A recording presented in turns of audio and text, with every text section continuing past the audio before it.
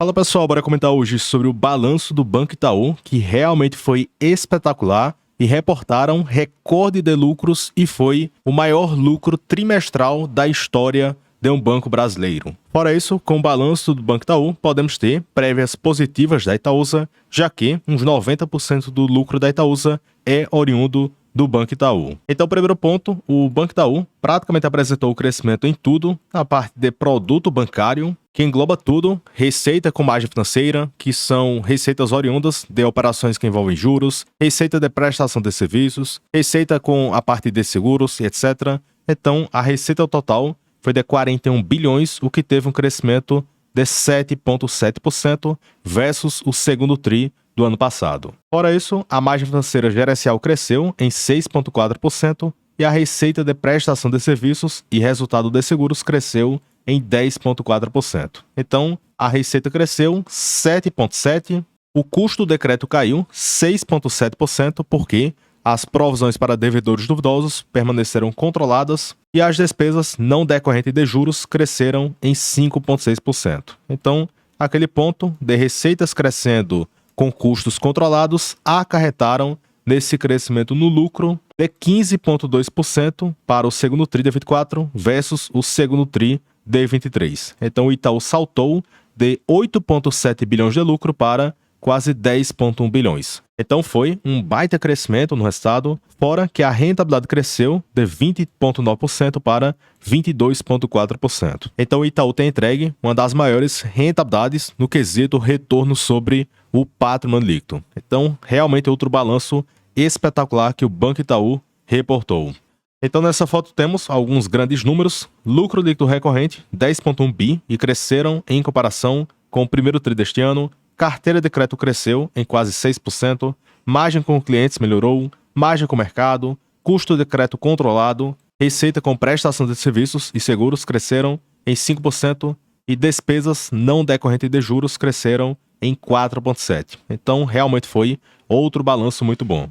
E essa foto evidencia todo o crescimento do lucro trimestral do segundo TRI do ano passado até o momento, e o lucro foi crescendo de 8,7 bi, para 9 bilhões, 9,4, 9,7 e agora 10,1 bilhões. Fora que a rentabilidade tem crescido de 20,9% para 22,4%. E se certa empresa consegue gerar um retorno muito acima do que o custo de capital, isso acaba gerando muito valor para o acionista. E há décadas que o Banco Itaú tem feito isso, então, de forma composta, ano após ano, isso cria uma grande geração de valor para o acionista. E podemos ver isso com tanta precisão no retorno total ao acionista, até porque o Banco Itaú foi a segunda ação que mais gerou valor desde o plano real para o acionista. E só perderam para a Ferbasa, que ficou no top 1. Então, se certa empresa entrega uma rentabilidade elevada durante bastante tempo, a tendência é que esta empresa gere muito valor para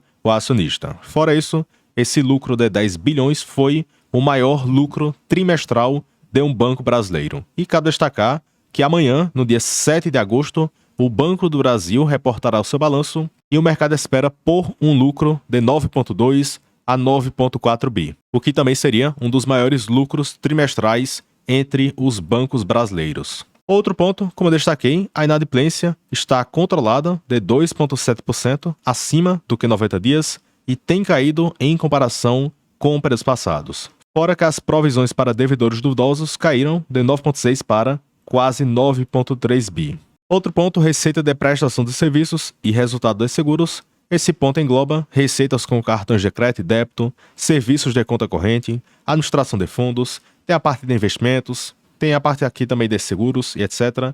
Então, a receita total foi de 13,7 bi e cresceram em 10,4%. E no semestre, a receita cresceu em 8,1%. Outro ponto, só no segmento de seguros, previdência e capitalização, o Itaú conseguiu lucrar 1 bilhão apenas no primeiro TRI e no semestre quase 2 bi de lucro. E para termos noção, o Bradesco Seguros lucrou 2,2 bi no segundo TRI, a BB Seguridade lucrou quase 1,9 bilhão, então, só para termos noção que dentro do Itaú possui uma operação bastante rentável na parte de seguros, previdência e capitalização, e esse segmento lucra praticamente a metade do que uma BB Seguridade da Vida ou um Bradesco Seguros. Então, só esse segmento do Itaú é bem rentável e representa uma parte relevante do seu lucro. Outro ponto, como vimos, despesas cresceram 5,6%, olhando aqui para o total, o que ficou praticamente em linha com a inflação. Além do mais, o Itaú é um dos bancos mais eficientes do país e melhoraram novamente o seu índice de eficiência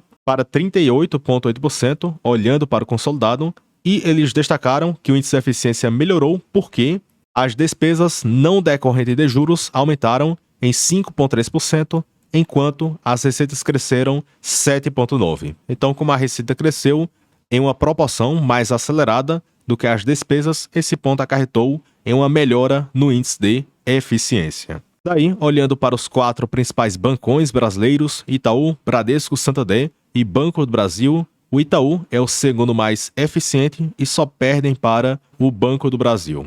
Outro ponto, recentemente o Banco Itaú aumentou seu payout para 60%, e o payout significa o percentual do lucro que será destinado para o pagamento de proventos. Então, apesar da alta na cotação, de quase 30% em 12 meses, o Itaú ainda tem pago 8,3% de yield e o PL é de 8,0%, o que ainda fica abaixo do que as suas médias. Fora que é aquela máquina de gerar dinheiro e praticamente o lucro só caiu forte em 2020 por causa da pandemia. Fora isso, sempre foi bastante consistente e crescem com o passar do tempo. Então, para quem pensava que o Itaú iria perder participação no mercado, que o lucro não iria crescer, que a receita de prestação de serviços não iria crescer por causa dos bancos digitais, pelo menos até o momento, os bancões brasileiros seguem bastante lucrativos e a rentabilidade tem sido muito interessante. Fora isso, esse gráfico de lucros versus cotação que tem no site Investor 10 é muito bom e perceba que tem certa correlação entre o lucro e a cotação. Então, de 2009 até 2019, a cotação só crescia porque o lucro não parava de crescer. Daí tivemos aquela queda na pandemia e a cotação caiu, e recentemente a cotação se recuperou por causa dessa melhora no resultado. Então é aquele ponto que eu sempre cito, foca mais no resultado e esquece dos ruídos que o mercado fica pregando. Porque se a empresa permanecer com bons resultados e boas perspectivas, a tendência é que ela gere valor para o acionista. Além do mais, nessa foto eu retirei um trecho da planilha que fica disponível para quem é membro. A previsão do mercado é de um lucro de 40 bi para este ano e o PL projetado seria de 7,1 para ITUB3, o que ficaria 30% abaixo do que as suas médias, fora o dividendo esperado de 8,5%, o que fica bem acima do que as suas médias. E aqui eu omiti o preceito em respeito aos membros do canal. Aí, caso você possa interesse, clique no botão aqui abaixo de Seja Membro e terá mais de 400 vídeos diretamente aqui no YouTube. Tem essa planilha completa com mais de 70 empresas, tem preço teto, projeções, outros indicadores, tem meus aportes, tem um Telegram, tem notícias e muito mais. E tem aquele ponto, se você assinar hoje e não gostar, você cancela em um clique. E também, a segunda parte aqui do vídeo é que temos boas prévias da Itaúsa, porque a Itaúsa possui 37,2% de todo o Banco Itaú. E o Banco Itaú representa mais de 90% do seu lucro. E essas outras participações, na Alpargata, CCR, Aegea e etc., não representam tanta coisa do lucro da Itaúsa. Outro detalhe é que a prática de pagamento de proventos da Itaúsa consiste em repassar 100% do provento recebido do Banco Itaú. Então, se acontecer esse pagamento extraordinário que o CEO do Banco Itaú destacou, isso poderia acarretar em um provento interessante para os acionistas da Itaúsa. Então aguardem, porque se esse ponto for positivo, vocês poderão receber um bom provento tanto do Itaú e também da Itaúsa. E em geral, o mercado projeta que ambos poderão pagar na faixa de 8% de dividend yield para ITUB3 e 8% para ITSA4. Lembrando que ITUB4 é bem mais cara do que ITUB3 e ela recebe o mesmo provento por ação. Então, se anunciarem R$1 para ITUB4, ITUB3 também receberá R$1 por ação, sendo que ITUB4 custa uns 15% mais caro do que ITUB3. Então, na prática, os acionistas de ITUB3 acabam recebendo uma renda passiva bem maior, porque consegue comprar mais ações com o mesmo recurso e recebe uma renda passiva maior versus ITUB4. E lembrando que esse ponto de 8% de yield para Itaú e Itaúsa não seria nada irreal, até porque o dividendo atual de ambas as empresas já estão acima do que 8%. Então essa projeção do mercado não é nada fora da curva em relação ao que já tem sido entregue. E como estamos vendo, os lucros estão maiores, então se o payout permanecer elevado,